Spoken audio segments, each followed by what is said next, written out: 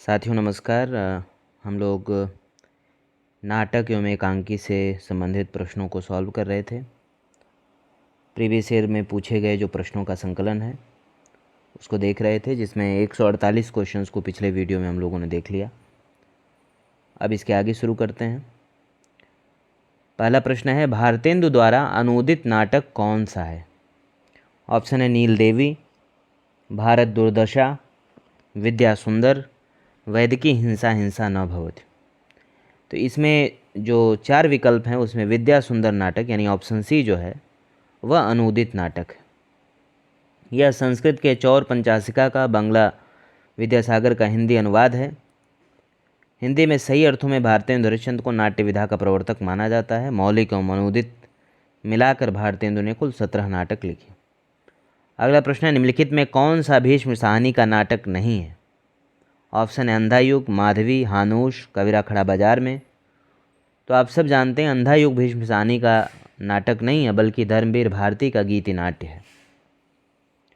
अगला प्रश्न है, एकांकी संग्रह पृथ्वीराज की आंखें के रचनाकार कौन हैं? तो इसके रचनाकार राम कुमार वर्मा हैं। इनके अन्य बड़े प्रसिद्ध एकांकीकार हैं राम कुमार वर्मा, आप सभी जानते होंगे। उनके जो अन्य एकांकी हैं वह है रेशमी टाई, चारुमित्रा, विभूति, सप्तकिरण, रूप रंग, कौमुदी महोत्सव, ध्रुव तारिका, ऋतुराज, रजत रश्म, दीपदान, कामकंदला, बापू, इंद्रधनुष, रिमझिम। जबकि जो कारवां एकांकी संग्रह है वो भुवनेश्वर का है। अगला प्रश्न है, कौन सा जयशंकर प्रसाद का नाटक नहीं है? ऑप्शन है विशाख, राजश्री, ध्रुव स्वामिनी, सिंदूर की होली।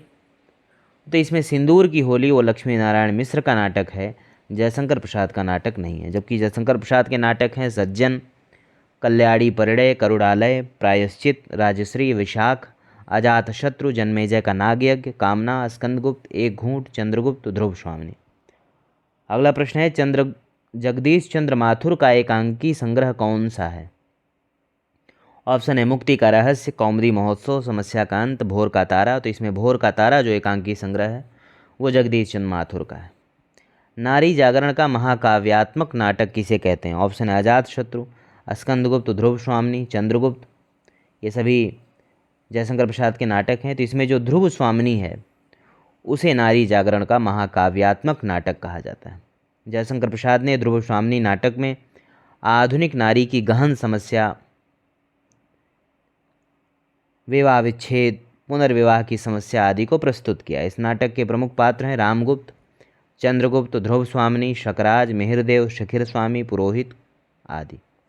अगला प्रश्न है, प्रकाशन वर्ष की दृष्टि से भारतेंदु हरिश्चंद्र की रचनाओं का सही कालक्रम किस विकल्प में है?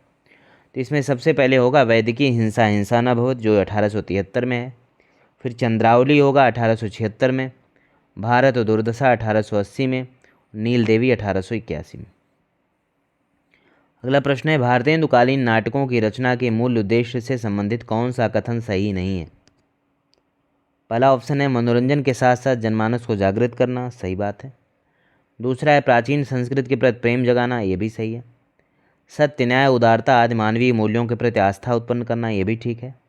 परिनिष्ठित भाषा का विकास विस्तार करना, ये ऑप्शन जो डी है ये ठीक नहीं है, क्योंकि भारतेंदु युग में परिनिष्ठित भाषा पर कोई भाषा पर विशेष जोर नहीं दिया गया, बल्कि उस दौर की भाषा में आप देखेंगे तो तमाम तरह की विसंगतियाँ हैं।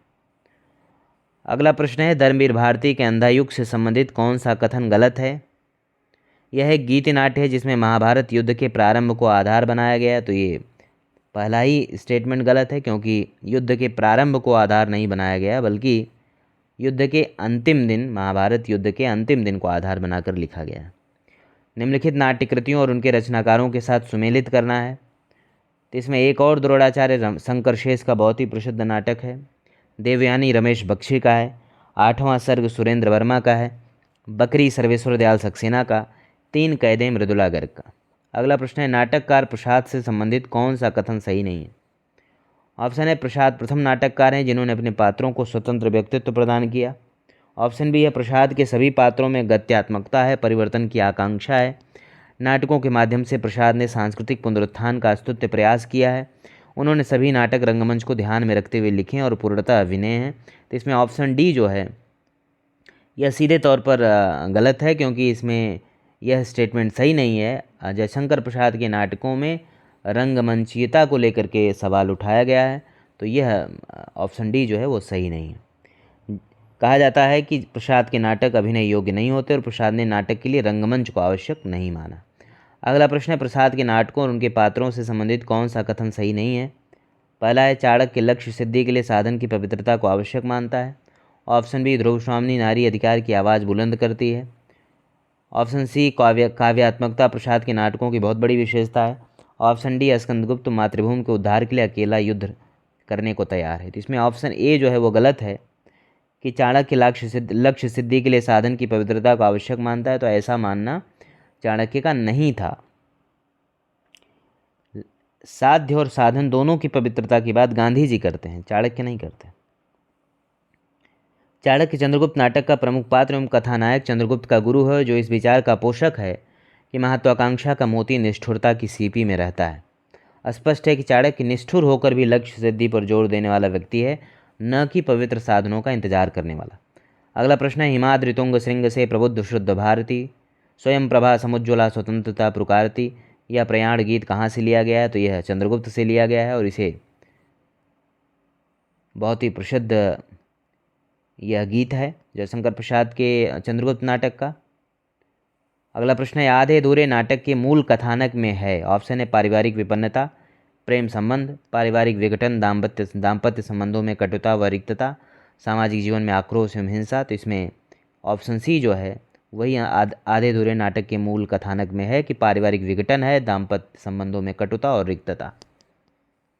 आधे अधूरे 1969 में मोहन राकेश ने लिखा था। आधे अधूरे नाटक को समकालीन जिंदगी का पहला सार्थक हिंदी नाटक माना जाता है। आधे अधूरे नाटक को मील का पत्थर भी कहा जाता है।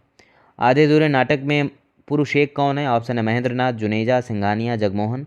तो पुरुष एक जो है वो महेंद्र नाथ है।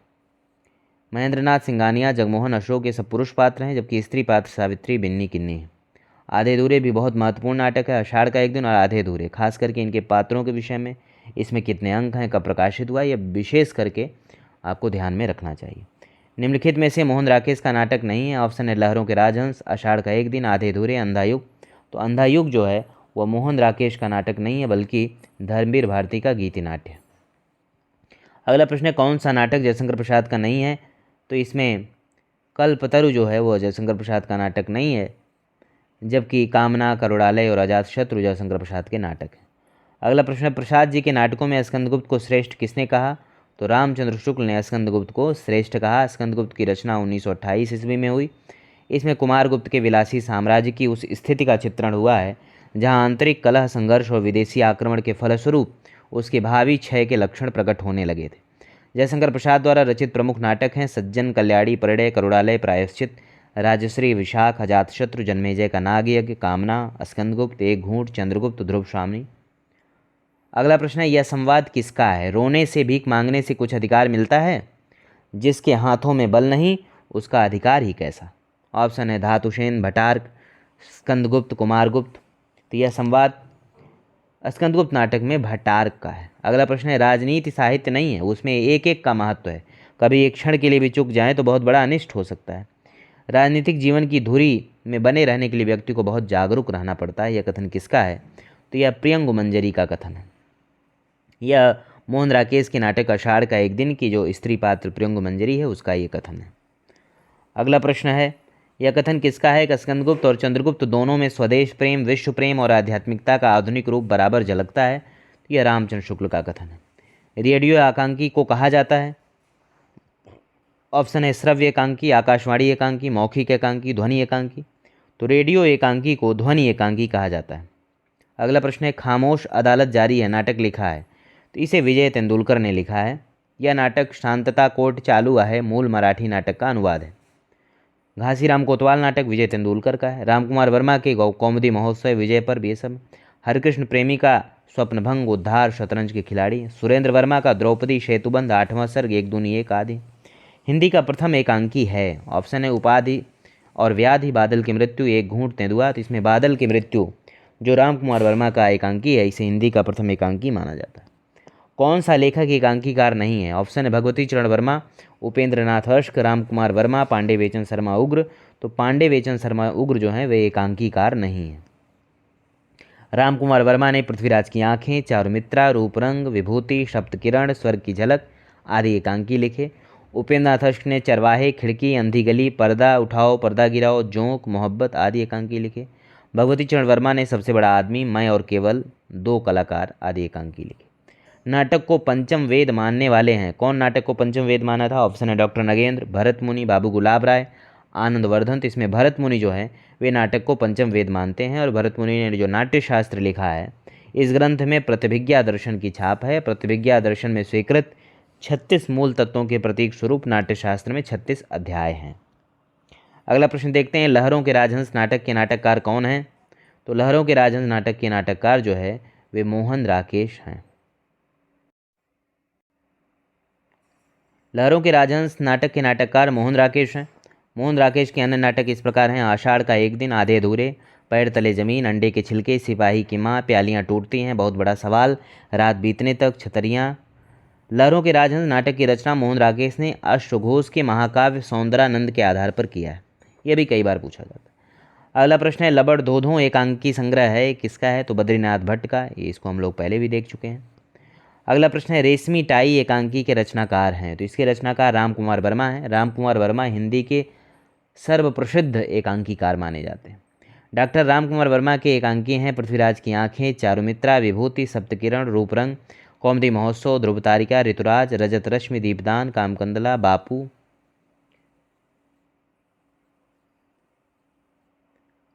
अगला प्रश्न है, श्रीनिवास दास द्वारा रचित नाटक नहीं है। ऑप्शन है रणधीर प्रेम मोहिनी, संयोगिता स्वयंवर, कलि कौतुक रूपक, तप्ता संवरण।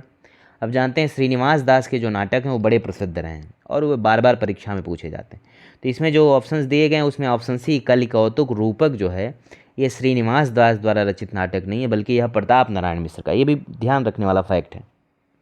यह रचना 1886 में प्रकाशित हुई थी।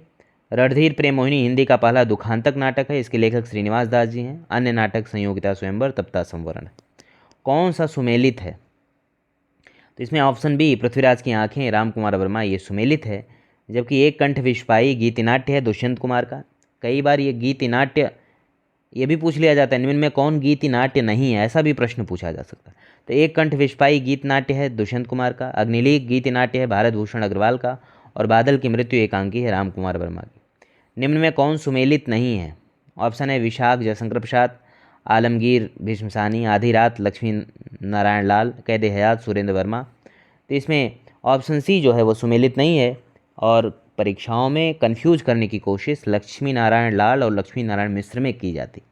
तो जो ऑप्शन सी है आधी रात, यह लक्ष्मी नारायण लाल का नहीं बल्कि लक्ष्मी नारायण मिश्र का नाटक है। अगला प्रश्न है, आनंद रघुनंदन नाटक किसने लिखा है? यह बहुत ही प्रसिद्ध नाटक है, राजा विश्वनाथ सिंह ने लिखा था इसे। यह रचना ब्रज भाषा में है। इसे आचार्य रामचंद्र शुक्ल व डॉक्टर बच्चन सिंह हिंदी का प्रथम नाटक मानते हैं। अगला प्रश्न है, प्रकाशन की दृष्टि से जयशंकर प्रसाद के नाटकों का सही क्रम क्या है?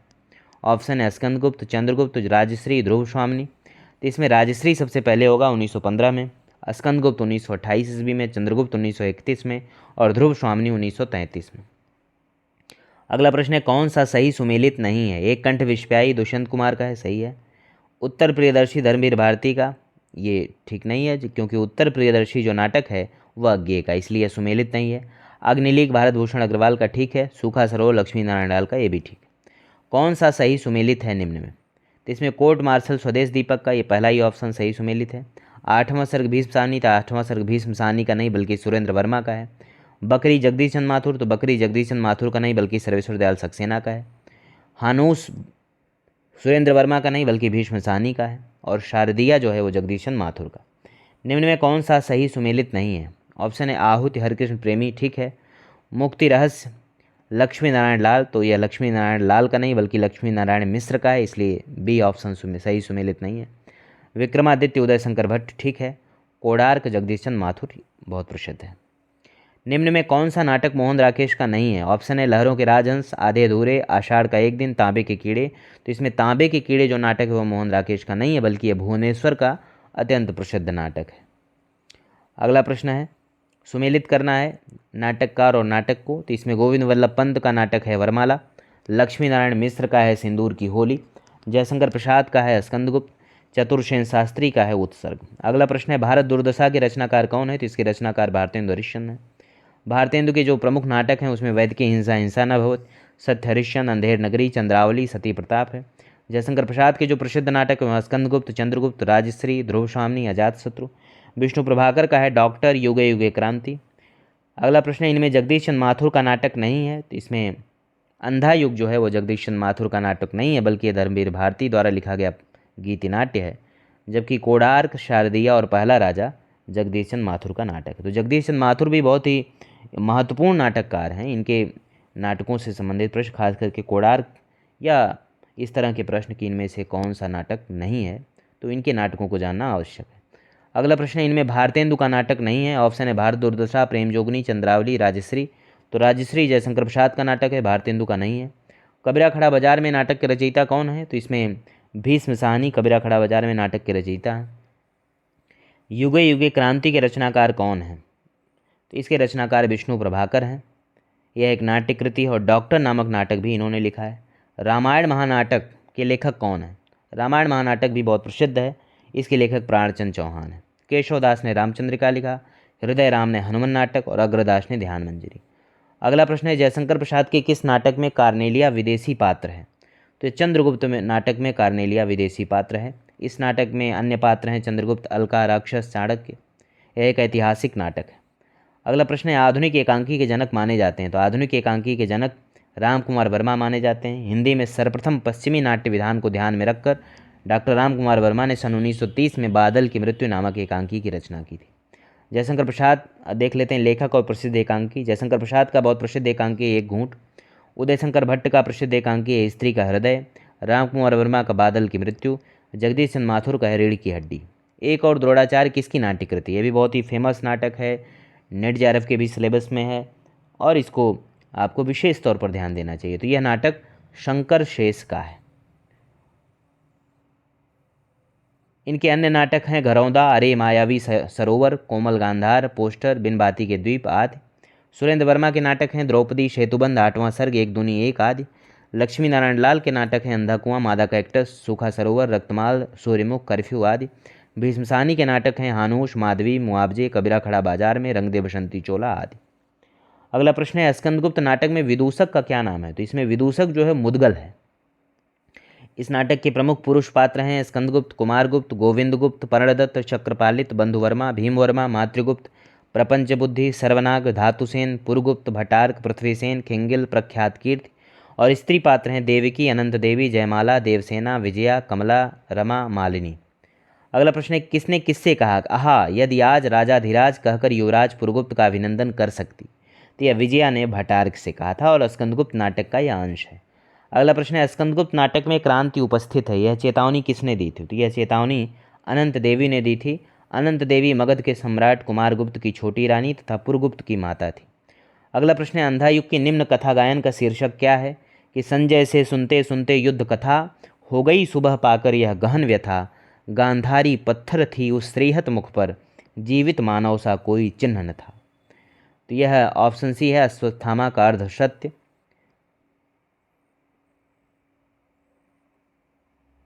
तो इस वीडियो में इतना ही, यहीं तक सॉल्व करते हैं। बचे हुए जो प्रश्न हैं उसको हम लोग नेक्स्ट वीडियो में देखेंगे। बार बार आप रिवीजन करें प्रीवियस ईयर के सवालों का। यही सबसे बड़ा बेनिफिट होता है कि जो पूर्व की परीक्षाओं में प्रश्न पूछ लिए गए वे आपसे गलत नहीं होने चाहिए। वे गलत होंगे तो निश्चित तौर पर आप भीड़ से पीछे हो जाएंगे, और भीड़ से पीछे होने का मतलब है कि आप सिलेक्शन से दूर हो जाते हैं। इसलिए आए हुए सवाल परीक्षा या बने हुए सवाल या किताबों में जो महत्वपूर्ण फैक्ट हैं वे निश्चित तौर पर आपका गलत नहीं होने चाहिए, और उसका एक ही तरीका है बार बार रिवीजन और सवाल लगाना। तो इसको आप लोग करें। नेक्स्ट वीडियो में हम लोग मिलते हैं। धन्यवाद।